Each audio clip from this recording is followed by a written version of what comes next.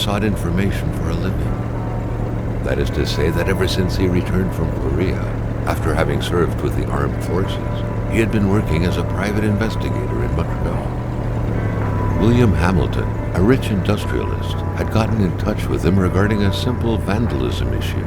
Nothing to write home about. Not worth hiring a private eye either, just so he can drive for hours on rough roads. But that's how it had always been. The client pays, Carl gets it done.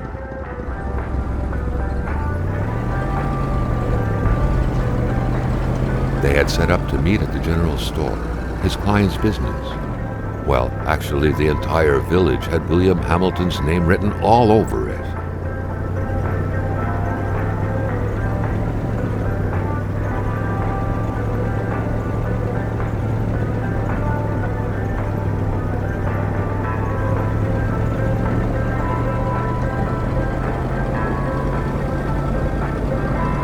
When the roads were bad, muddy, or snowed in, it was customary around these parts to close them off.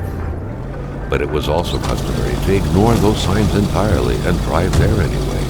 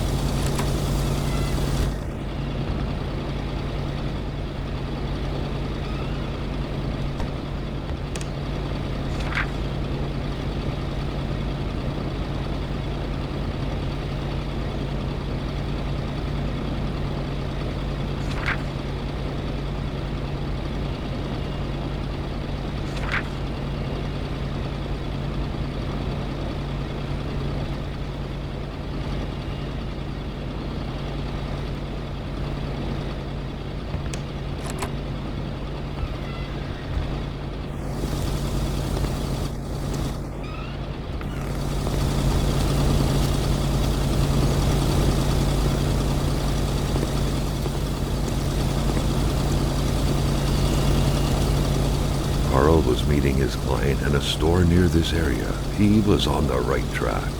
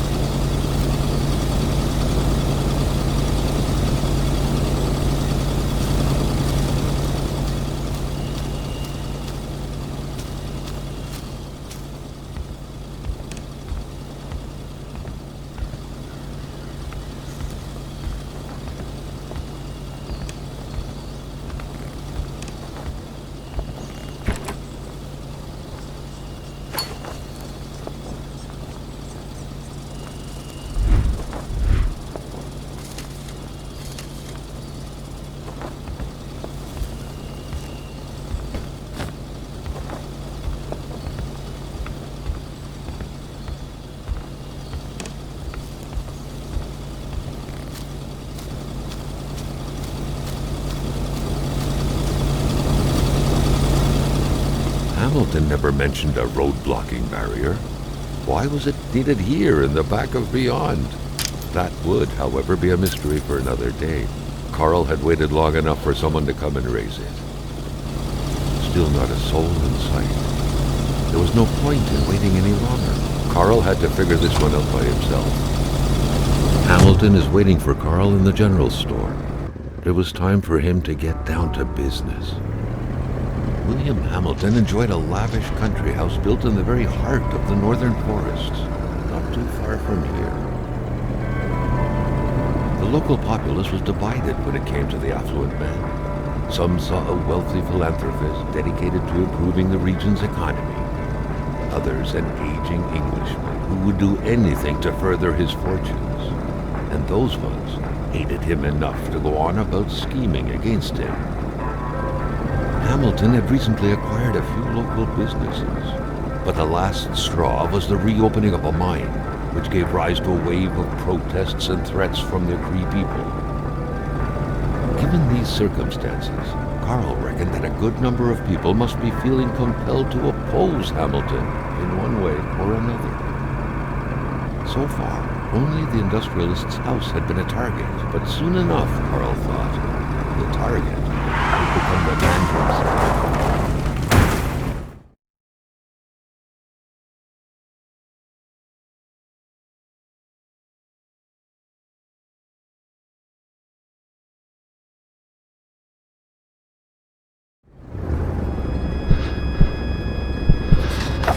Carl needed to get out of there. The cold and the pain required urgent care.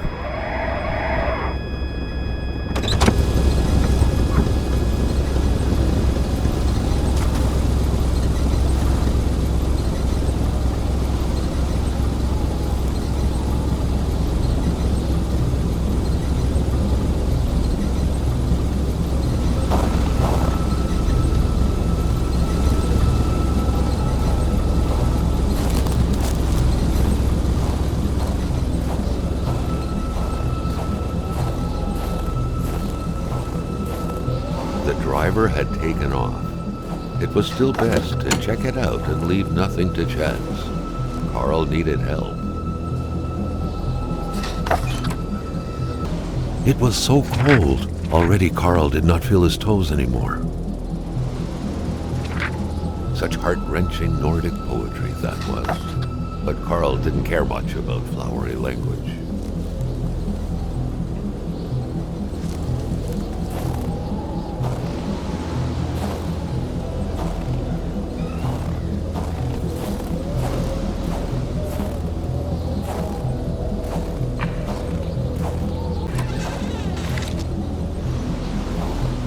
This deep in the country, his last hope was to find an abandoned garage or a farm by the roadside. His life depended on it.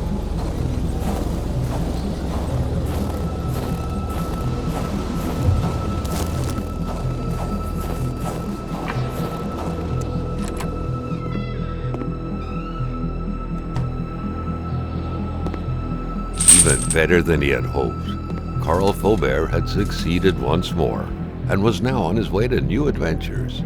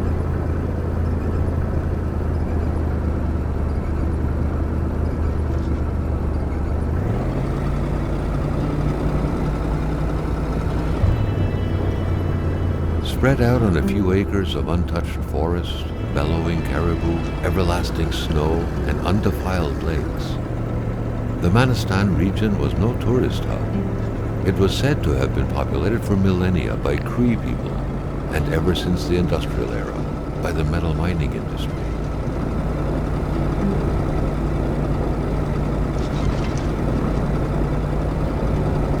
Jean-Luc Bédard had without a doubt been the closest man in the village to William Hamilton, otherwise known as Uncle Willie. The truck was running on fumes. Good thing that the general store was close by.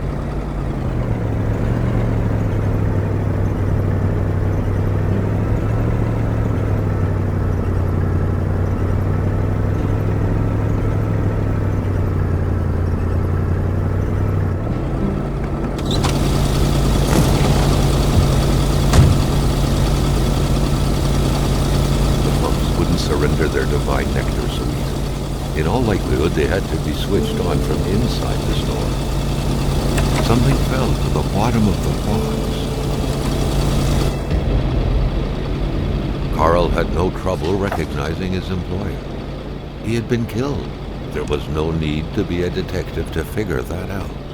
But only a detective could have noticed that the killer had to have been very close, that the fatal blow had been given before the victim even realized.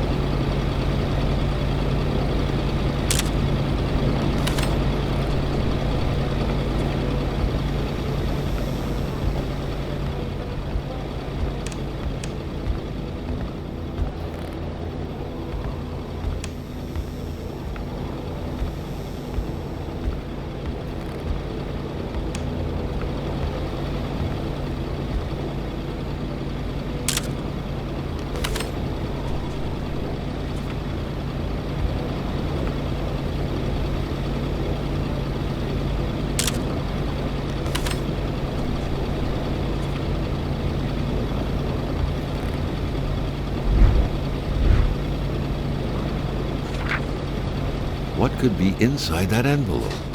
Carl was taken aback. He knew this address. It was said to be the address of the P.O. box for the Canadian Secret Service.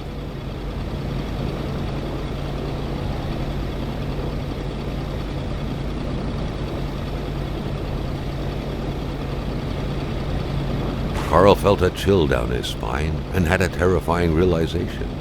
If Hamilton was dead, then who was going to pay him?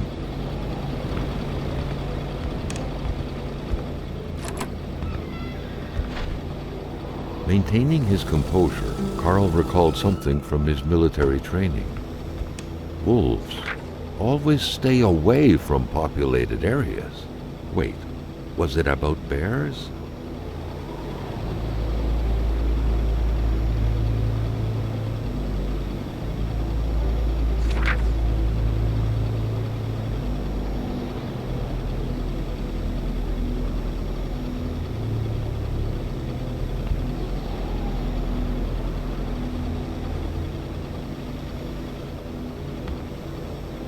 Jumping from that height was akin to tempting death.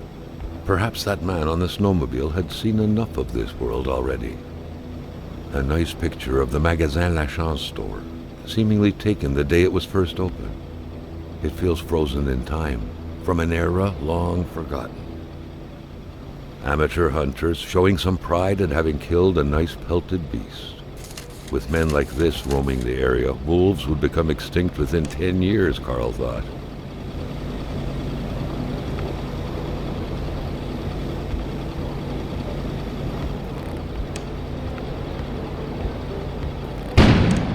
An explosion suddenly occurred outside.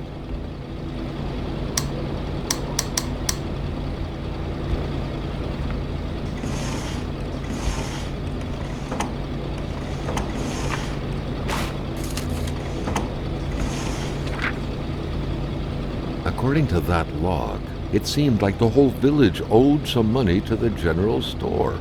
Carl was far more interested in the bunch of nearby addresses he had just gotten his hands on, though.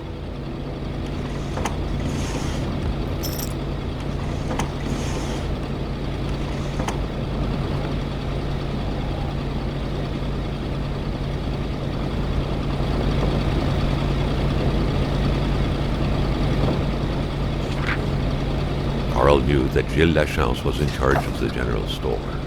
That made him one of Hamilton's employees. A very angry employee, as Carl could plainly see.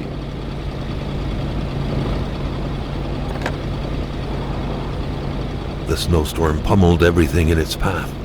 Carl was not surprised when he heard no tone.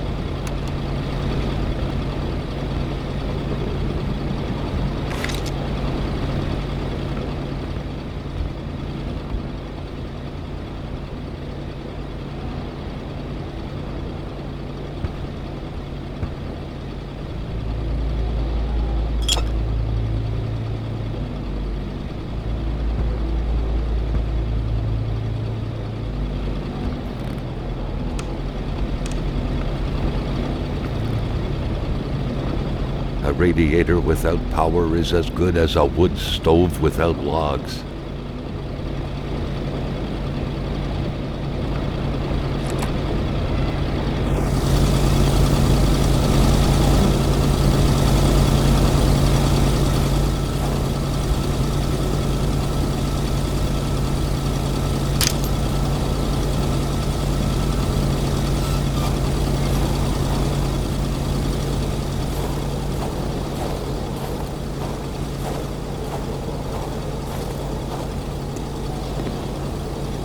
Carl was no electrician, but he could identify a wiring problem when he saw one.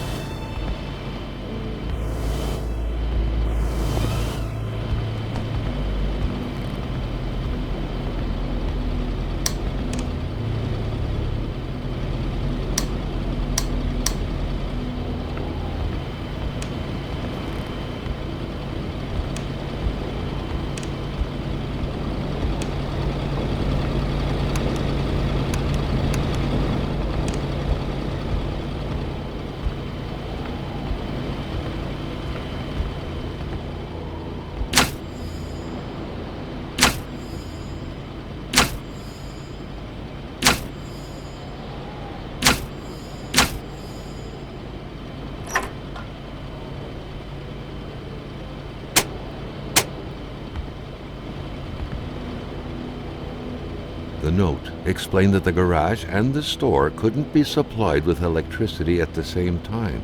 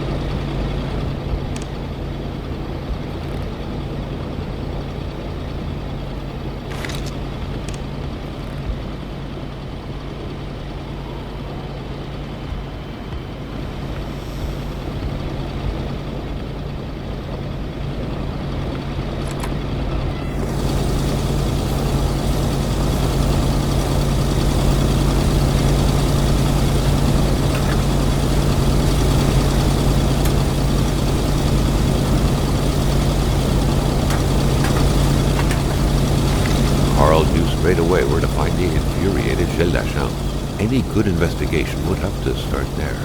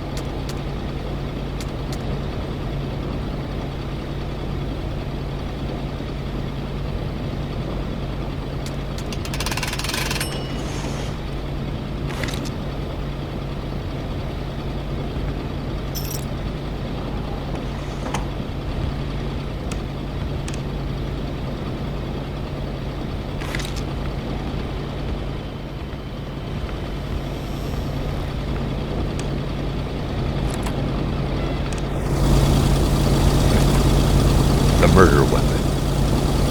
What was that doing there, Carl wondered. Hamilton must have been determined to keep some information secret to post this key. Shame he got unlucky. Everything made sense now. Poor Hamilton's denunciation was interrupted, and he figured it would be best to lock everything up and send the key to his correspondent, who would receive the box later on. Clever, but not enough. That's what happens to ordinary people playing spy.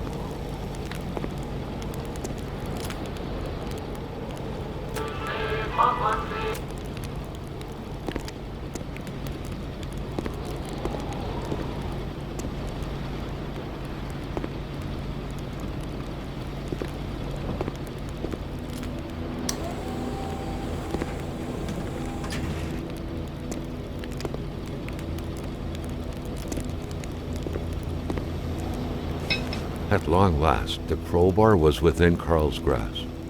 Surely it would come in handy at some point.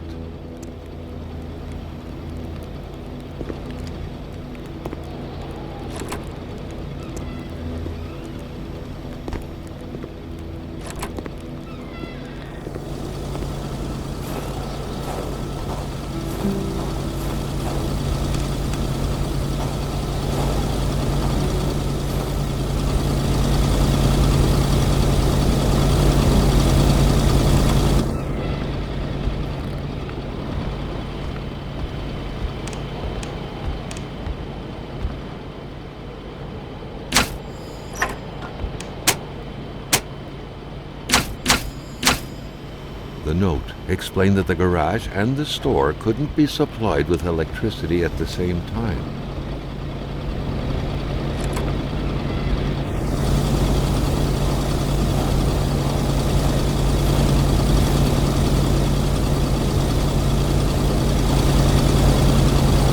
The monks wouldn't surrender their divine nectar so easily. In all likelihood, they had to be switched on from inside the store.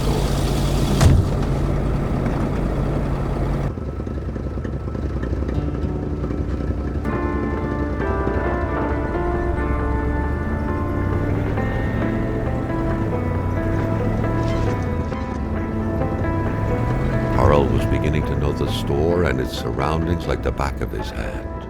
The seeker had sought.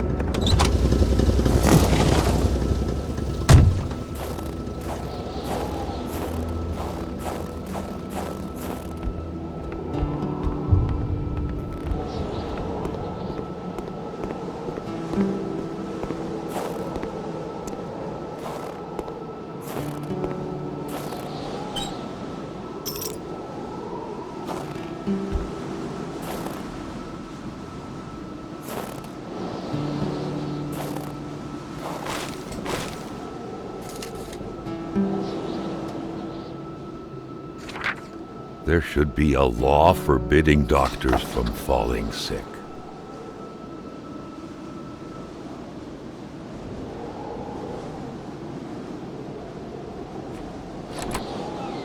In spite of Dr. Beaupre's goodwill, the place didn't look much like a physician's office. It could easily be mistaken for a sewing shop. The Polaroid, Carl's long-standing and faithful ally, had seen its share of husbands caught red-handed cheating. There's always something out there waiting to be snapped away. The injured could be recognized by the large stains of red, an informal nickname given to Merbromen, smudged all over their injuries. The good doctor, flanked by his beautiful spouse. Pure happiness, captured on cardstock. Carl recognized this woman's soulful eyes.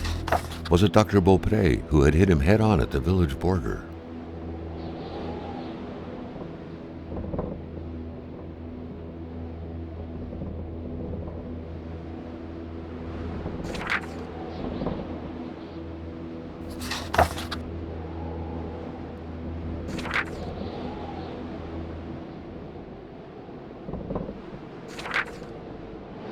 There was no doubt that the doctor and Hamilton knew each other very well.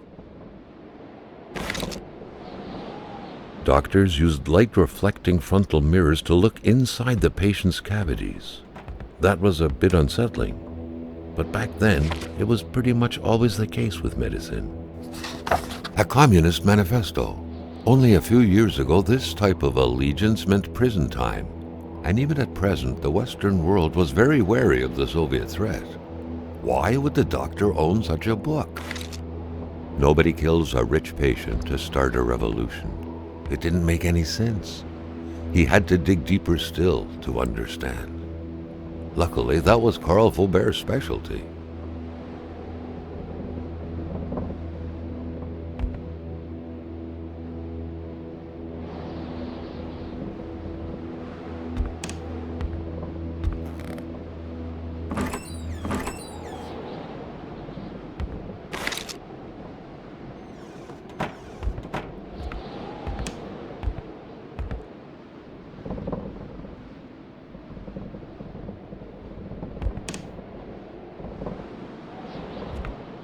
Carl got the trembles as he imagined the excruciating pain that kind of scalpel could no doubt inflict.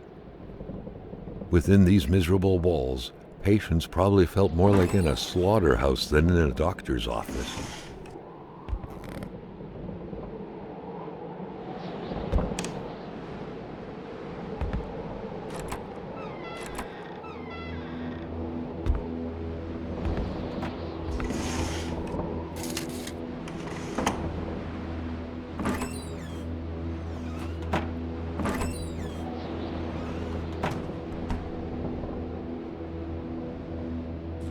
For the one-eyed, or for other vision problems, the eye patch was the way to go.